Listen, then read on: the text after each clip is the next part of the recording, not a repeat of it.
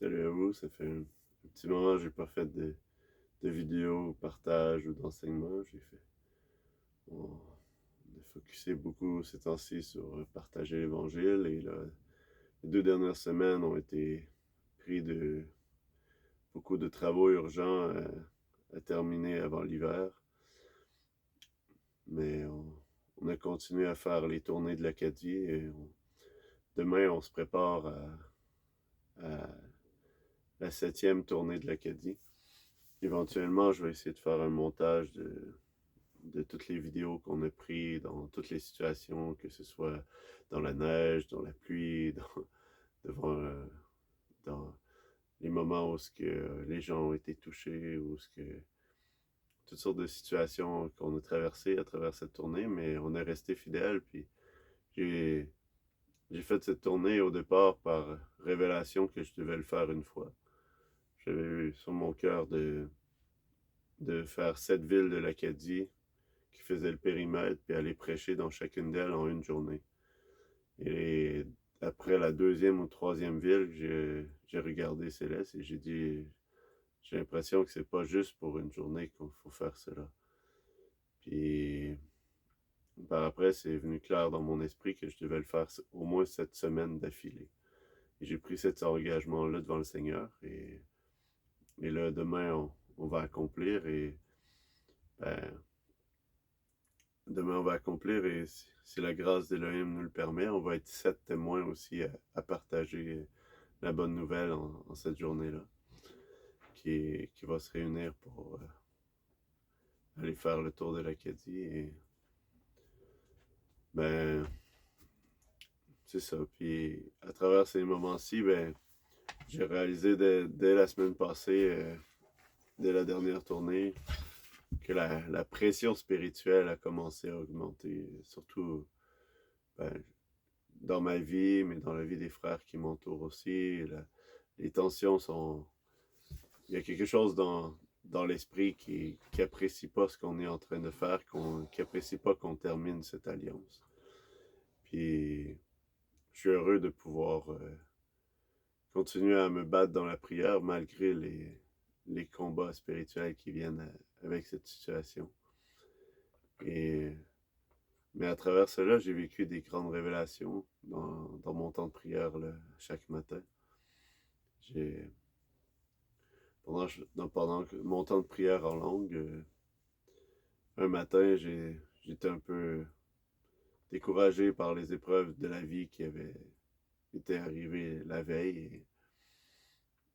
Puis, puis quand j'ai commencé à prier en langue, dans mon esprit, j'ai entendu, dans le fond, un esprit de louange au lieu de vêtements abattus.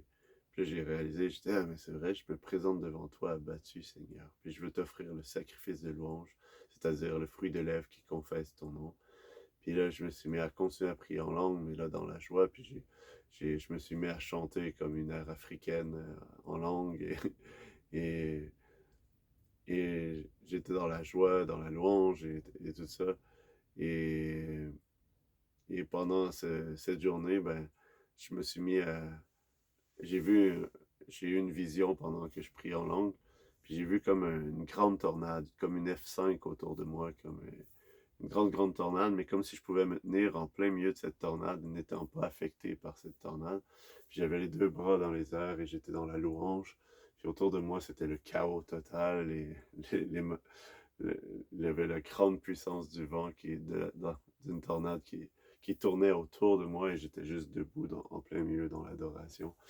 Et là, quand j'ai vu ça, j'ai réalisé, waouh, j'ai dit, c'est exactement comment je me sens parce que une des raisons qui faisait mon abattement, c'est de voir aussi comment le corps de Christ peut être, selon l'œil humain, comment le corps de Christ peut ressembler à être divisé.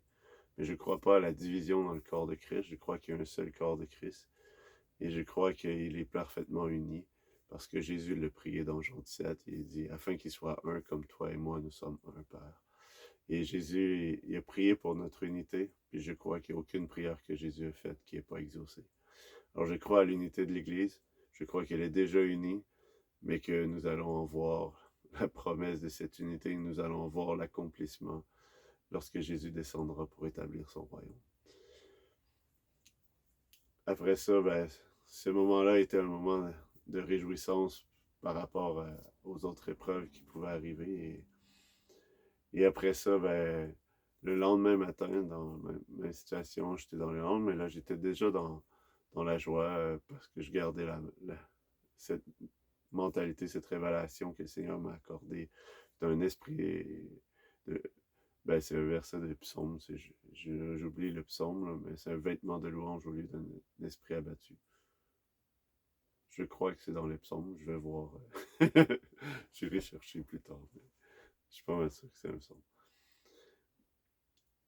Puis, puis là, après ça, le lendemain matin, j'étais dans la prière, puis je continuais à prier en langue.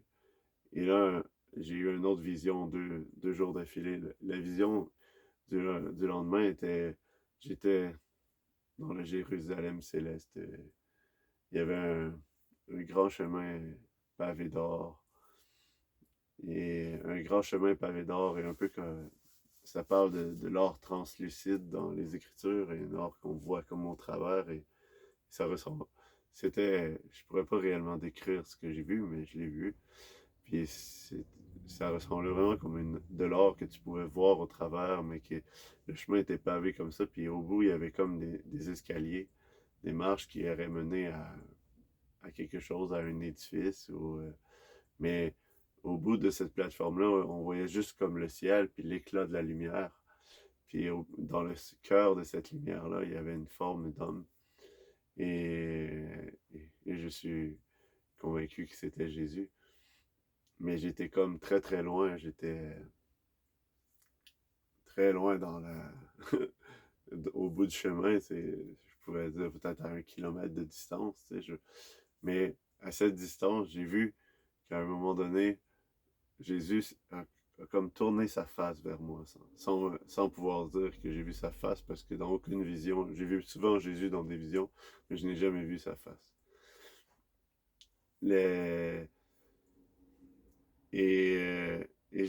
mais j'ai vu qu'il a tourné sa face vers moi, et quand il a tourné sa face vers moi, il s'est mis à danser. Parce que moi, j'étais en train de chanter en louange, dans mes langues. Et là, il s'est mis à danser sur la rythmique que j'étais en train de, de chanter. Et là, j'ai tellement ri, là. J'ai tellement ri, j'ai sorti de la vision. J'ai tellement ri, puis j'ai continué à chanter en langue, mais j'étais dans la joie. Puis j'ai réalisé une chose à ce moment-là qui m'a vraiment fait du bonheur. Puis tout ça, j'ai réalisé à quel point des fois on peut imaginer Jésus d'une manière tellement solennelle, tu sais, comme ça, tellement que... Mais, puis comme autant je peux être très solennel avec mes enfants, tu sais, comme être très discipliné, laisser les éduquer, puis tout ça, que dans bien des moments de la vie, je prends plaisir de jouer avec eux ou de sortir, marcher, faire des activités, être enjoué avec eux. Puis j'ai réalisé que dans le règne, dans le royaume éternel, lorsqu'on va entrer dans le règne du Père, lorsqu'on va être dans la nouvelle Jérusalem, dans la nouvelle création, lorsqu'on va être entré dans ce royaume glorieux qui va être le règne du Père, ben, Jésus va être avec nous comme un Père, puis il va prendre soin de nous.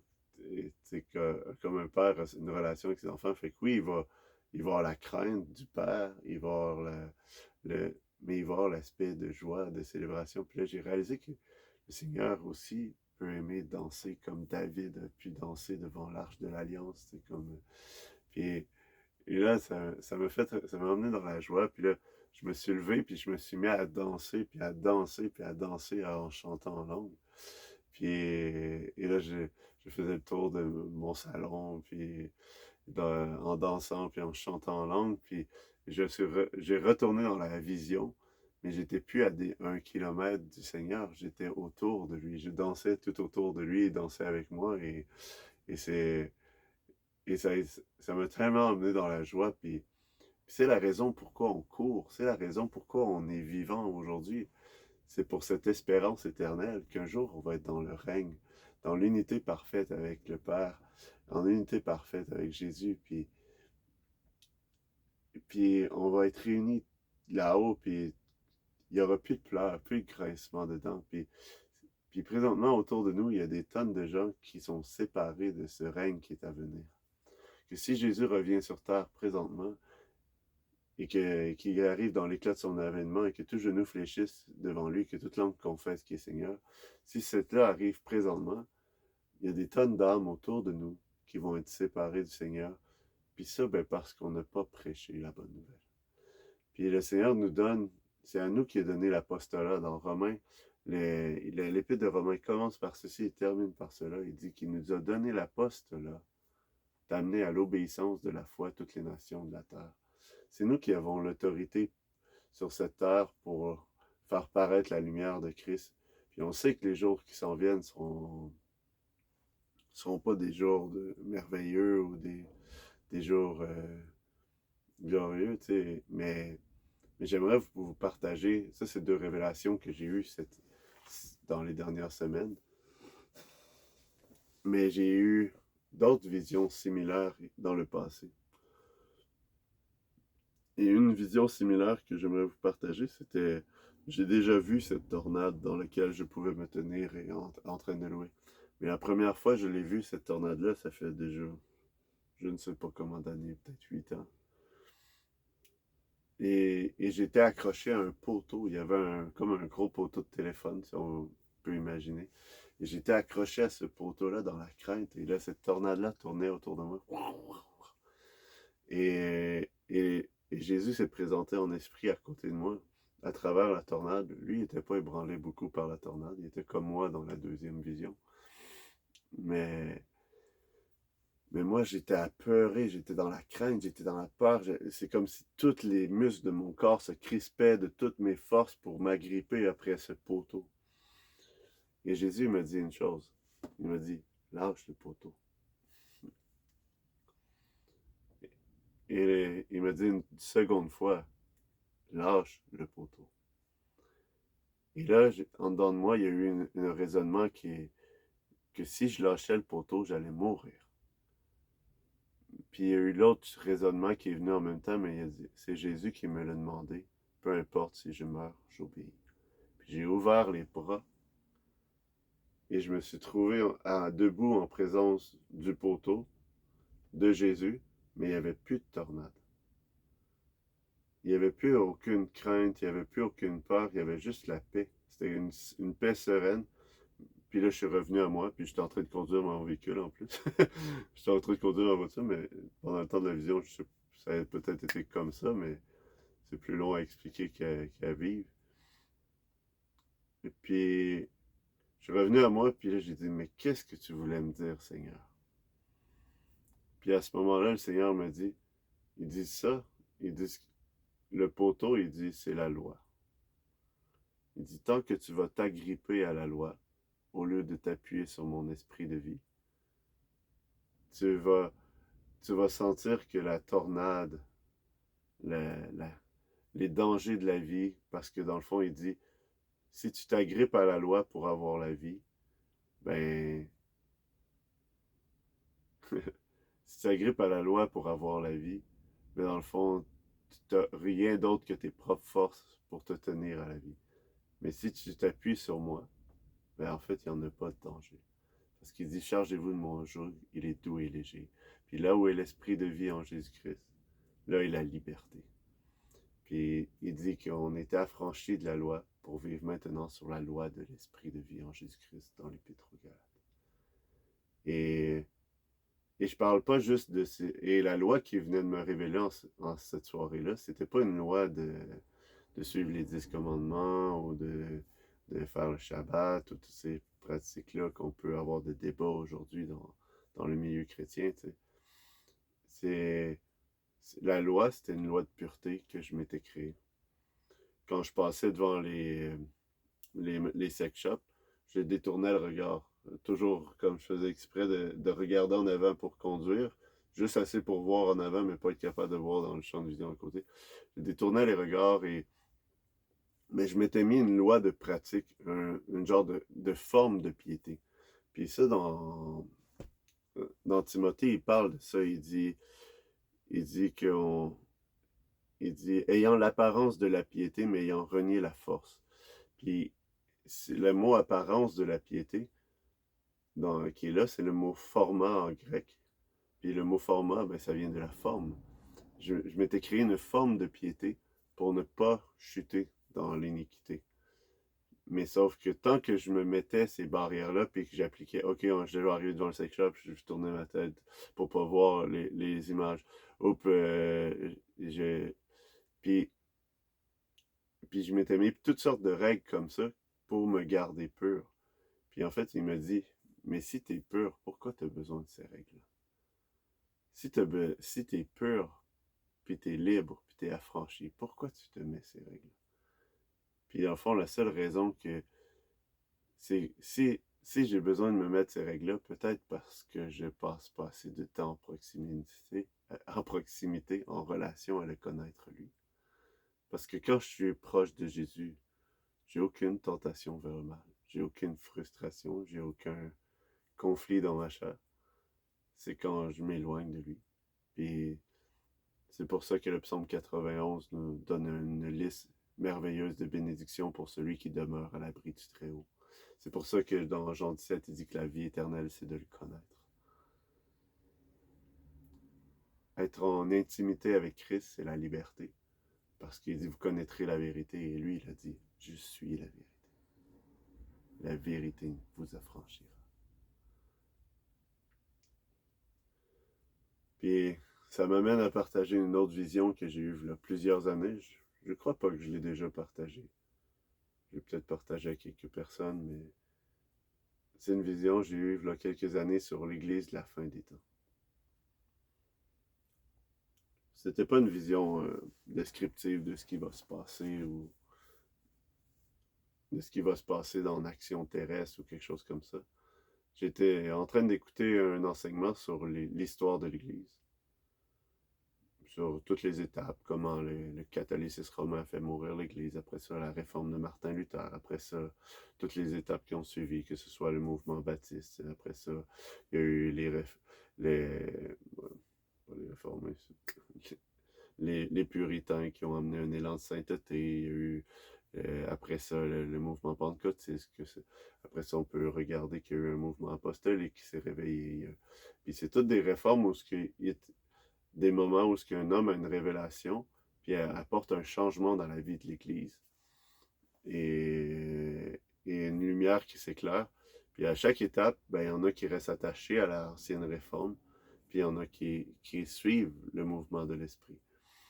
Puis, mais le Seigneur me montrait, pendant que j'écoutais cet enseignement-là, j'étais assis, puis là, j'ai eu une vision. Puis là, la vision a commencé parce que j'ai vu un étang de feu, mais pas un lac de feu, là, comme la terre est en braise. Toute la terre, la surface de la terre est en braise, c'était montagneux, c'était tout croche. Puis la vision, puis là, dans la vision, j'ai levé les regards sur les braises et j'ai vu un arbre de vie. Un arbre de vie. J'ai vu un arbre de vie qui éclatait de lumière, qui portait du fruit, un arbre glorieux, immense et magnifique, que je pourrais pas, avec mes talents artistiques, je pourrais même pas essayer de repeindre ce que j'ai vu. Mais c'était grandiose, glorieux, mais ses racines prenaient dans la terre, mais la terre autour était que de la braise, comme un feu ardent, comme ce qu'on pourrait s'imaginer de l'enfer. C'est comme un lieu de tourment, un lieu de... Puis, cette vision-là, encore une fois, elle a été courte. Puis là, je suis revenu à moi, puis j'ai dit, Jésus, qu'est-ce que voulait dire cette vision? Puis le Seigneur m'a dit que ça, c'était son Église des temps de la fin. C'était son Église pendant les temps de difficultés que le monde va vivre sous peu, j'espère. J'espère parce que j'espère la venue du règne de Christ, bien sûr, pas pour la souffrance. Mais, chose sûre, on va vivre cela bientôt. Le Seigneur me dit, c'est son Église qui va briller de mille éclats. Une seule Église réunie qui va briller de mille éclats à travers les braises du feu de la gêne de ce monde corrompu qui va appeler le mal bien, le bien mal, ce monde va aller dans la corruption, mais de plus en plus il va y avoir une séparation entre l'Église et le monde. Et ça va être le moment merveilleux qui s'en vient. Il n'y aura plus de place à avoir de faux disciples, de faux croyants. Puis, à travers ça, il me dit une autre parole. Il me dit, si le grain ne meurt, il ne peut porter de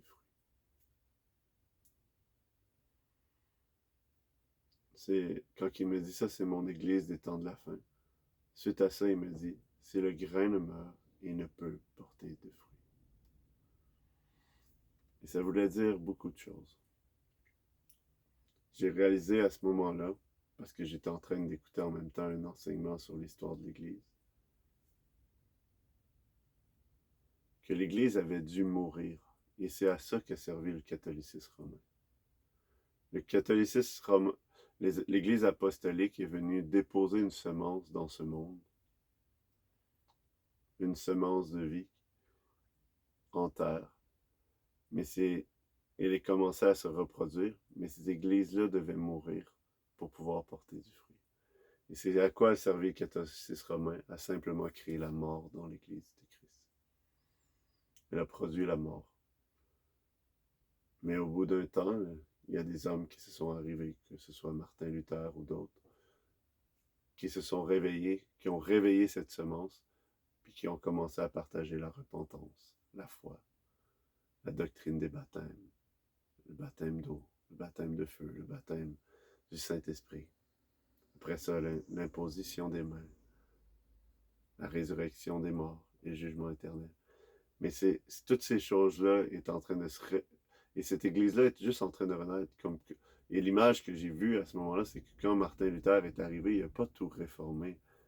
Il a juste, la semence, elle a juste pu germer.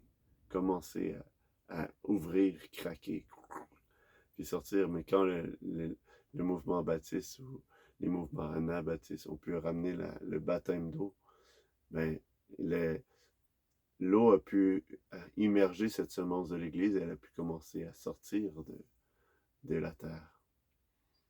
Et de plus en plus, cet arbre de vie que j'ai vu, qui était éclatant, en fond, est en train de grandir, de prendre place, d'être capable de porter du fruit. Et c'est exactement ce qui est mon espoir. Parce que si on va dans Révélation, dans Révélation, quand que je n'avais pas préparé rien du tout avant de commencer à parler, fait que je vais aller chercher le chapitre. Mais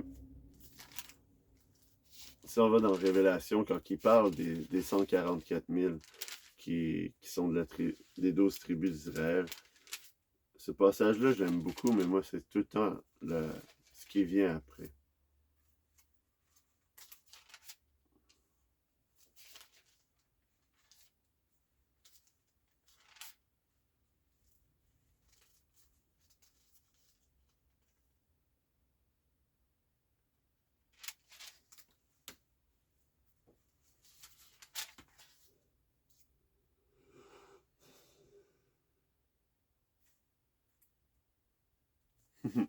Attendez, je suis un petit peu mélangé. Là. Ça fait un petit bout que je...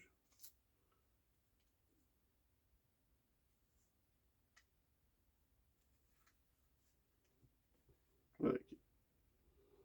C'est au chapitre 7 ce que je voulais vous partager. Ben, que lire, qui m'est venu à l'esprit là en ce moment.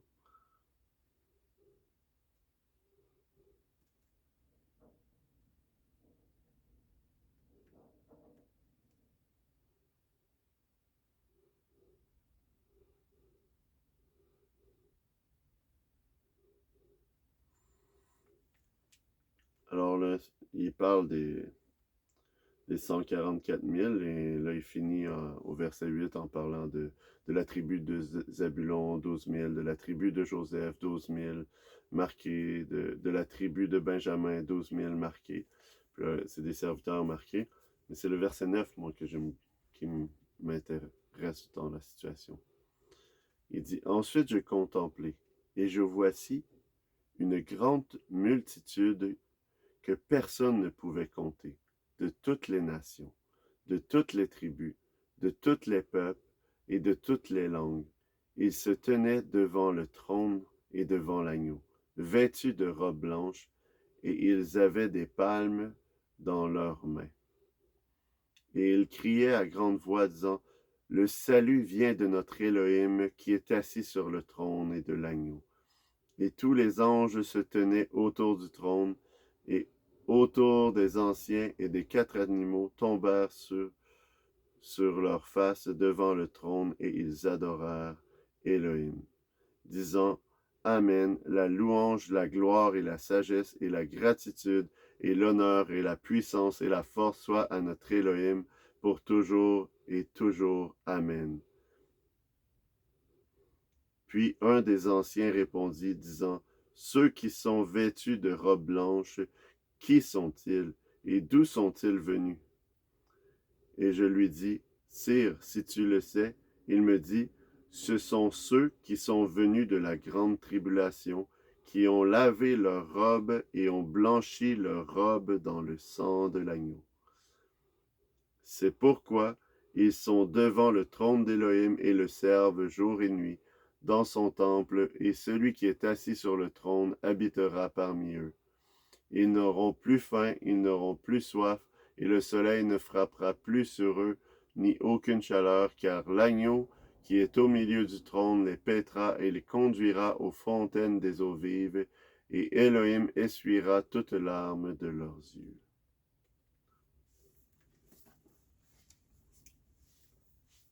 Et c'est exactement ce que le Seigneur me faisait réaliser.